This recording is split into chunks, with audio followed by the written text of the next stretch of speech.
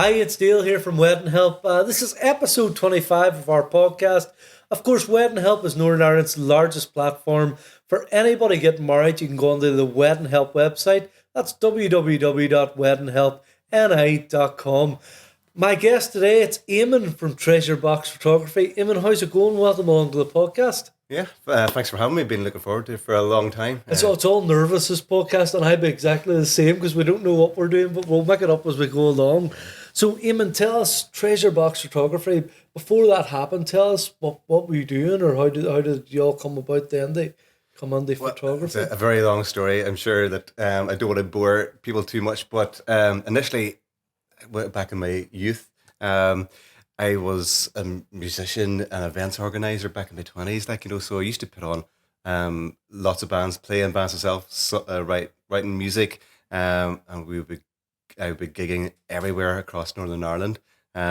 So very creative in my 20s, and my 30s, I suppose I kind of grew up a little bit, got a couple of office jobs, got into middle management and that, so by the time we got to 2019, I was thinking I wanted to maybe do something where I was self-employed, so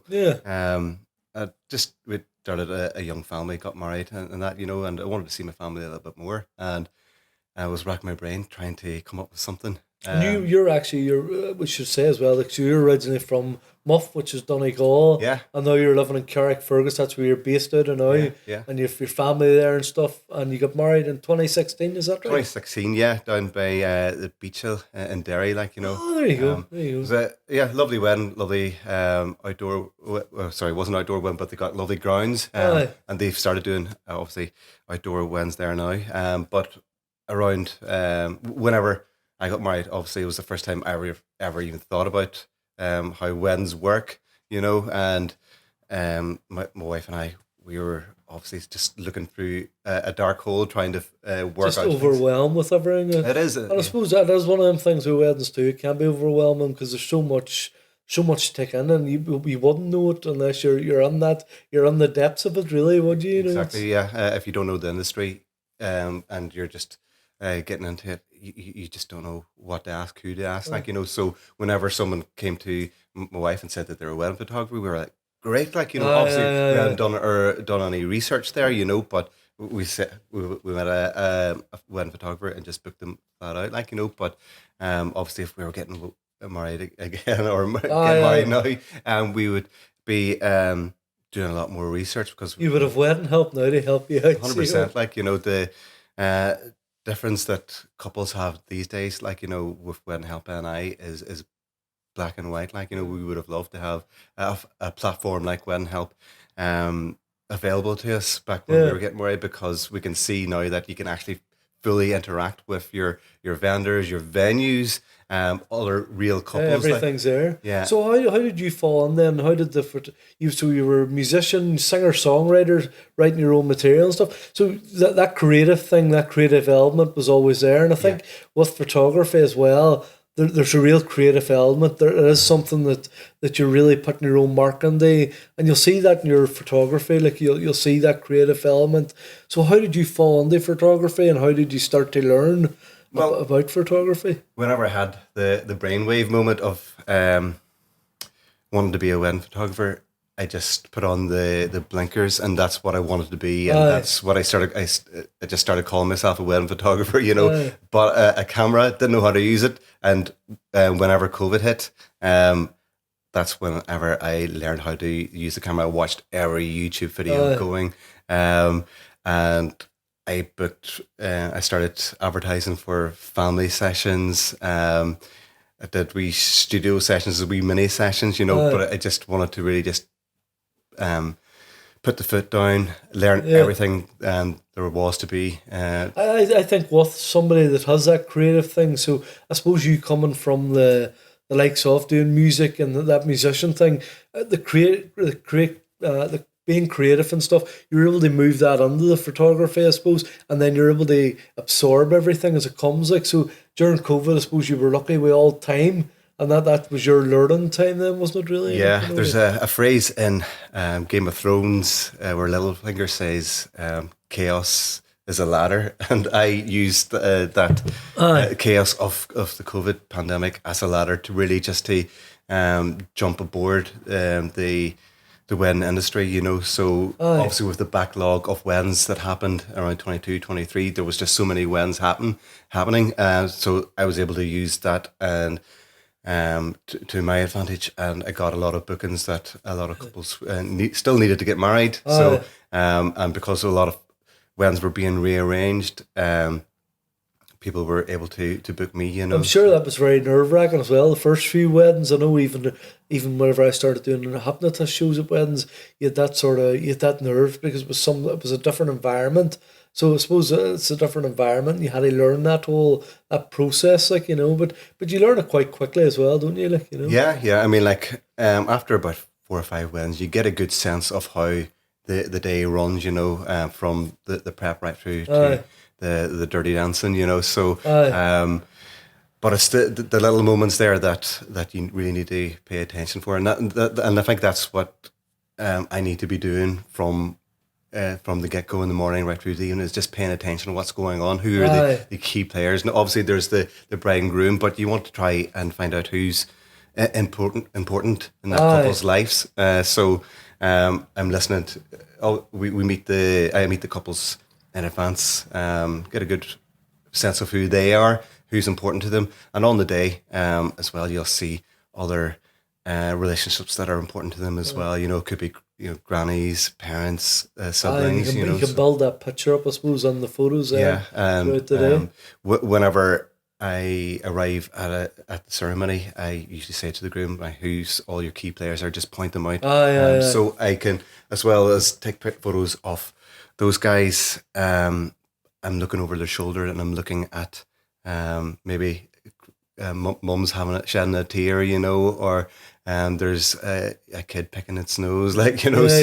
I want to include all the moments, like, you know, that will mean something to the couples. Does the name Treasure Box Photography, how did that come about, or did you just sort of think of that whenever you were putting it together? And I suppose you'd said that, right, I'm a wedding photographer. Did you bring that in? The name came about fairly quickly. Like, you know, I didn't think about it too much, to be honest. Like, you know, but I could have used Eamonn McColgan Photography, but I just thought, well, people might struggle with spelling that on a website, or it might not just roll out. But there's a privacy thing there as well. Like, you know, but whenever the name Treasure Box came to me, I just went, that's a nice touch, because whenever, if you think about opening a treasure box, there's lots of jewelry and expensive stuff in the treasure box, but that's what people's photos are. I suppose, you know, if you open a wedding album, you want that to be the same.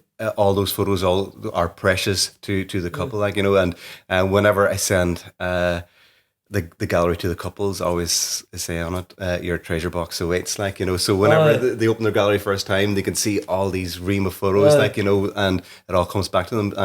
And sure, they get that initial rush of seeing all the photos for the first time, but the thing about photos are, you know, in years to come, they'll still be able to view them again. And it's not just for the couples. I tell couples as well. It's, your wedding photos aren't just for you, by the way. It's for, if you decide to have children, it's for them to look through. There's nothing more class like whenever you see your kids going through all your photos from your wedding. Like, I still show my boys their our wedding album, and they're looking through and they can see their granny and granda and their relatives, like, you know, and they're full of all these questions and they're full of wonder. And and obviously it's for your extended family as well to look through, like. So that's a very important thing. I think photographer, you know, definitely at a wedding, like, it's one of them things that you can't do without. You know, a photographer has to be there because you want to capture all them moments and really get them across. I suppose big questions now. What's your turnaround? So we'll get into I suppose the questions that couples, and you've actually come with questions, which is brilliant, because it's questions that couples really want to know, and I suppose whenever they book a photographer, that's important stuff as well, because like, you know, like the likes of your turnaround time. Did you have a set turnaround time with? Like many photographers and videographers. You know, we've got our busiest times of the year during this. Sort of from May and the October is always what we call wedding season as such. That's right, yes. So the turnaround time can depend on how many weddings the photographer's taking at a time. So I tell couples, in my contract, I put in, it can be up to 8 weeks, but that there is absolute maximum, you know, and that there's couples that are getting married maybe say at the end of September, whenever I'm working on a backlog already. But it's also just in case I've got a holiday booked for myself, like, you know, or if there's any family emergencies or whatever, you know, so that there's just extended. But generally my turnaround would be around 4 to 6 weeks maximum, you know. Couples that got married at the start of May, for example, they don't have to wait very much long because they're at the start of it, you know. So at the start of May, I had three weddings in a row. So the first couple are going to get have already got their photos, and the second couple would just be a bit And longer. do you do albums and stuff with your? Is that like, or is it an add-on, or what way does that work? I suppose with, you know. Well, yeah, I mean, I've got 4 or 5 different packages. Like some couples just want digital, which is grand. My next package up for full day is includes an album as well, you know. So the couple is bespoke as well. So the couples pick their photos, I design it, show them at first, and once they're happy with it, that's. And is there different times in the day? So you're saying there like full day. Do you do like sort of the speeches, or do you tend to do the full day? Yeah, So that's another big question that couples need to ask their photographers before booking. Because what I call full day is prep to dancing. Yeah. Other photographers might call full day is from prep to speeches, you know. So just make sure that's defined before booking, because you might end up by the time it comes to your wedding, you see your photographer going off, you know, after the speeches, and you're going. I think it's always important too, you know, because there's some great shots can be got. You know, I always think after the speeches,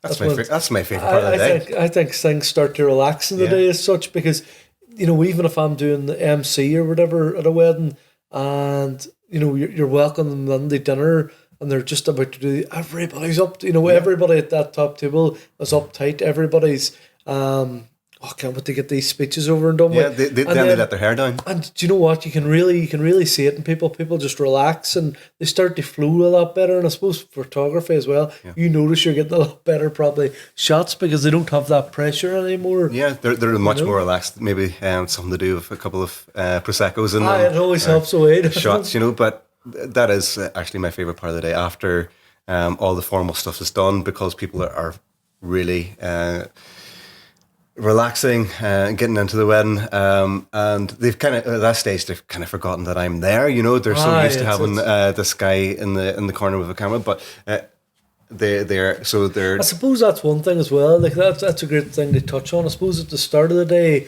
you know, you are very aware of the photographer because everything's so new to you. You know, everything, and you're noticed everything, and I suppose you are a lot more uptight. So as you say, after the speeches, things just automatically, you know, it all sort of calms down as such, you know. Yeah, it's can be quite, and for couples anyway, having someone take photos of them throughout the day, like it can be quite unnerving. And I say to him, like, for the great majority of the photos, you hopefully won't even know that I'm there. I stick my camera on silent. You won't even hear it clicking, especially during the ceremony, during the quiet parts, during the prep as well. I have my camera on silent. I tell them whenever I arrive in the morning, say hello to everybody that's there. I'm not bursting through the door, taking the camera, like, you know, take some detailed shots, and then it's more fly in the wall, and have a bit of bantering. But part of being a good photographer is knowing when not to speak and just shut up a little while and properly let the day evolve the way it's supposed to evolve, you know. And if there's little moments happening between, say, a bride and a parent, you know, if they're, you know, the last wee moments whenever the bride is getting their dress on, or if they're having a wee hug with their mum, you know, or dad, I just need to know that I gotta zip it, not say a word, and I'm in the corner just getting that image and getting that shot. Because I say, in years to come, that's going to be so important. That could be their favorite photo from the whole wedding day, and you don't want to ruin that moment that they've waited for, since for years, by tell us now. So watermarks for couples maybe as well. Explain what watermarks are. I suppose we have a question here. Will there be watermarks in images? But explain what a watermark is in a picture. For people that don't know what that means or what that term means. A watermark is simply just usually the business's logo planted on your image. That practice probably happened more 10 years ago. It happens occasionally now, but it's definitely a question worth asking, because if, say, you download your images and you've got loads of all your images has the photographer's logo on it, it kind of, and I've even seen watermarks can be something, could be something in the corner of an image, but there's also watermarks that'll just be like right across the across the whole image. So whenever couples are booking their photographer, the photographer may only say, as part of your package, you get, say, 300 photos, and the rest of the other 600 you can purchase. And some photographers do that. I don't do that. Every photo that I put on your gallery, which can be between 800, 1,000, maybe even more, depending on how busy it is, no watermark on it. So they're all yours as such, and there's that's another thing that couples should ask, what can they use their photos for? It's standard in photographers' contracts that they have a release for couples to use their photos to share with their family, to print, and that's included in mine. But they generally don't get usage for commercial, so they can't give it to the venue to use as a big bill poster, so because the copyright remains with photographers, and that's UK law, but so you were saying there, on the day you'll deliver, it could be anywhere from like 800 to 1,000 pictures on the day. That's lots of pictures, so there's lots going on there as well. I'm busy the whole day. The only time I stop taking photos is whenever people are stuffing their faces, so generally that's not photos that couples want. But yeah, it is useful to have an idea of how many photos. How does it work then? So if you're taking 800 to 1,000 photos, how do you then narrow it down for the album, or do you and the couple do that together? Or what way does that work? I suppose for couples. I provide an online gallery, and I enable a little section on the gallery that couples can flag the photos that they want included in their album.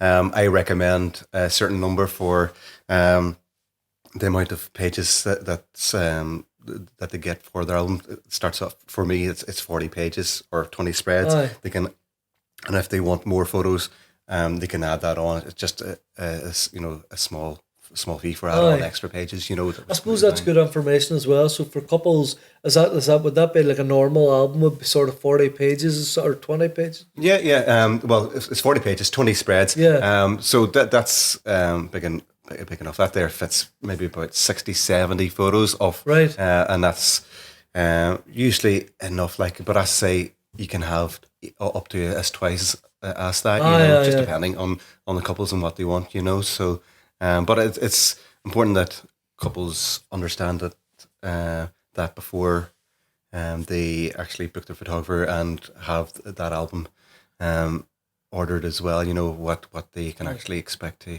We briefly went on the timings. So really, for your timings on the day as well, your normal package as such will be, so you'd be starting at say 8 a.m. in the morning, or you'd be at the house. Do you do bridal prep, or is that something? It wouldn't be as early as 8. It might not be 8 a.m., but it'd be maybe 10 a.m. or something. Yeah, it's generally about 2 hours before the ceremony, or 2 hours before the bride needs to leave for the ceremony.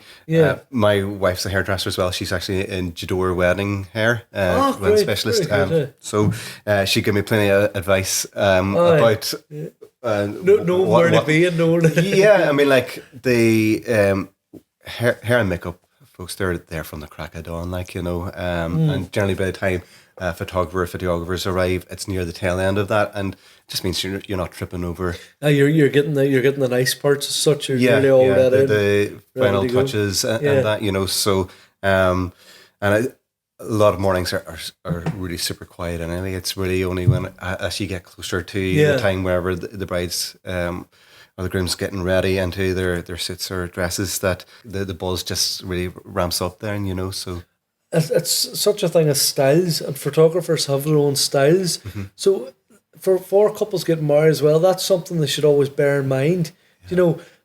I don't think like there's vendors that's not going to be suited to certain couples, and don't be, everything's different. So look about and look at your photos and say, do you know what, I really like that. That really suits what we're looking for.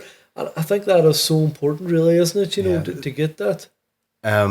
Some photographers out there are super traditional, which some couples want, which is grand. It's all the, posed photos, and but that would be, that would be called traditional, The great majority of my photos are documentary style, out of, say, the 800,000 photos that you would get, 750 of them are going to be your people just enjoying the day. You guys relax, not looking at the camera, just enjoying the moment. Of course, I'm going to do the family photos of people standing in the line. That's your bread. That's why when photographers exist in the first place, but and it's important to look at your wedding photographers, all our photos from all our weddings, and if that's what you want, go for it. I mean, but you want to catch that as well. You want to catch them wee moments that you might not see, because you might see like an uncle who you think never smiles, but there he is, and